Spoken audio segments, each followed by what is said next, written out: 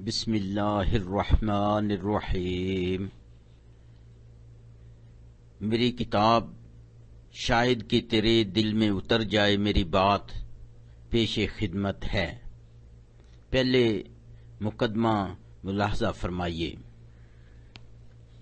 میں نے 26 سال کا طویل عرصہ امریکہ میں گزارا۔ وہ اللہ تعالی کی عنایت اور مہربانیوں سے بڑا ہی سود مند ثابت ہوا۔ حالانکہ میں اس دوران کافی نشیب و فراز سے گزرا، لیکن اللہ تعالی نے اپنے فضل و کرم سے اپنے صحیح راستے کی طرف میری رہنمائی فرمائی، جیسا کہ اللہ تعالی قرآن حکیم میں سورۃ الاحزاب میں آیت نمبر 43 میں فرماتے ہیں، هو الذی یصلی علیکم وملائکتہ لیخرجکم من الظلمات الی النور وکان بالمؤمنین رحیما۔ وہی تو ہے جو تم پر رحمت بھیجتا ہے اور اس کے فرشتے بھی، تاکہ تم کو اندھیروں سے نکال کر روشنی کی طرف لے جائے، اور خدا مومنوں پر مہربان ہے۔ یہی ہدایت اللہ تعالیٰ کا ہمارے لیے سب سے اہم تحفہ ہے۔ اللہ تعالیٰ نے مجھے اس سے سرفراز فرمایا۔ اس کتاب کے مضامین میرے لیے ہدایت کا ذریعہ بنے۔ مجھے امید ہے کہ یہ کتاب قارئین اور سامعین کے لیے بھی ہدایت کا ذریعہ بنے گی انشاءاللہ۔ یہ مضامین کب اور کیسے مارز وجود میں آئے، اس کی تاریخ دلچسپی سے خالی نہیں۔ میں نے 1971 میں روزگار کے حصول کے لیے امریکہ نقل مکانی کی۔ اس وقت بڑے بڑے شہروں میں بھی بمشکل 1 یا 2 مساجد تھیں۔ مسلمان طلباء اپنی نمازیں اور جمعہ یونیورسٹی کے کمروں میں ادا کرتے تھے۔ مساجد میں اسلامی تعلیم کا انتظام نہ ہونے کے برابر تھا۔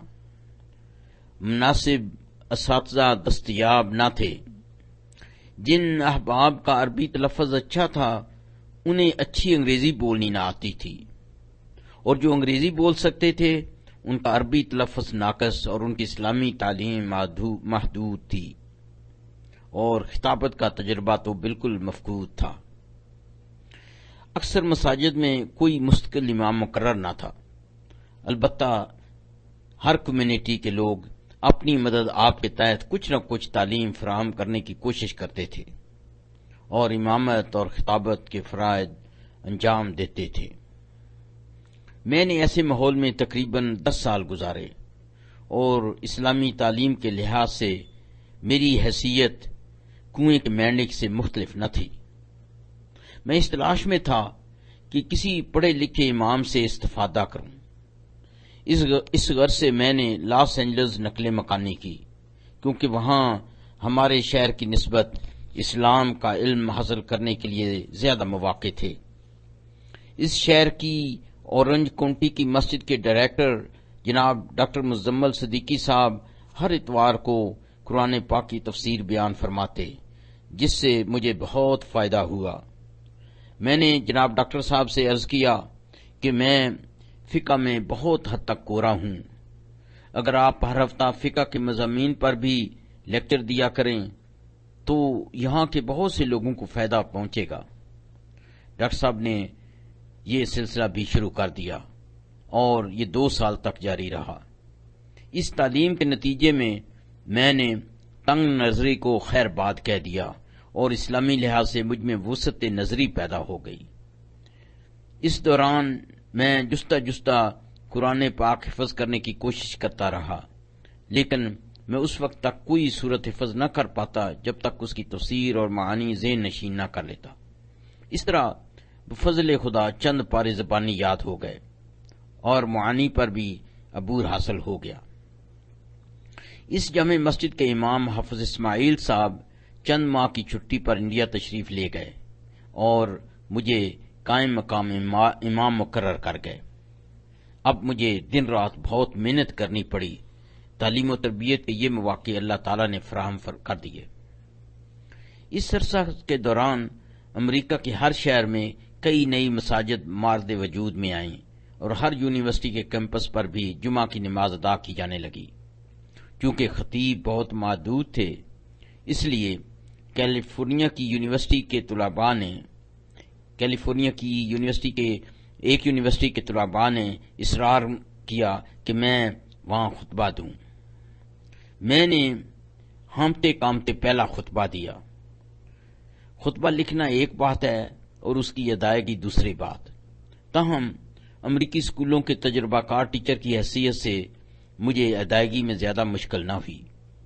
یونیورسٹی کے طلباء کی حوصلہ افزائی پر میں نے کئی اور خطبے دیے۔ بس اس طرح میں نے مختلف عنوانوں کے تحت بہت سے خطبے تیار کر لیے۔ اب حالت یہ تھی کہ میں ہر جمعہ کسی نہ کسی مسجد میں خطیب کے فرائض انجام دیتا، یہاں تک کہ اورنج کاؤنٹی کی بڑی مسجد میں بھی خطبہ دینے کا موقع ملا۔ تقریباً 6 سال کے قیام کے بعد میں نے لاس اینجلس سے ڈیٹرائٹ شہر کے قریب نقل مکانی کی۔ اب میں باجماعت نماز پڑھنے کا عادی ہو چکا تھا، لیکن اس علاقے میں کوئی مسجد نہ تھی۔ اللہ تعالی کے فضل و کرم سے میں نے یہاں مسجد توحید فرمنگٹن ہل تعمیر کی۔ شروع میں زیادہ تر خطبے بھی مجھے خود ہی دینے پڑتے تھے۔ چند برس بعد میں نے بفضل خدا ایک دوسری مسجد ڈیٹرائٹ شہر میں بھی قائم کر دی۔ میں اس ریاست میں بھی ہر جمعہ کو کسی نہ کسی مسجد میں خطیب کے فرائض انجام دیتا۔ کبھی کبھار پڑوس میں ونڈسر کینیڈا بھی جانا پڑتا۔ مسجد توحید کے امام کی حیثیت سے میرے فرائض میں یہ بھی تھا کہ اس ریاست کے قانون کے مطابق اسلامی طور پر امریکی مسلمانوں کا نکاح بھی پڑھاؤں اور خطبہ دوں۔ الحمدللہ بتدریج اس عمل میں بھی پختگی آ گئی۔ ان سرگرمیوں کے علاوہ میں مرسی انٹرنیشنل، جو کہ اسلامی رفاعی ادارہ ہے، کا جنرل مینیجر بھی تھا۔ اس ادارہ کے لیے چندہ اکٹھا کرنے کا واحد ذریعہ یہ تھا کہ میں امریکہ کے بڑے بڑے شہروں کی مساجد میں جمعہ کا خطبہ دے کر لوگوں کو متاثر کروں اور اس کے دوران چندہ کی اپیل کروں۔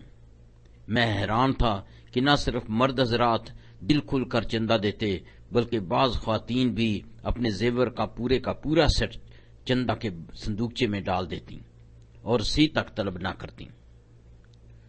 بس یہ سب خطبے جو اب اردو میں شائع کیے جا رہے ہیں، بہت سی مساجد میں انگریزی میں پیش کیے جا چکے ہیں۔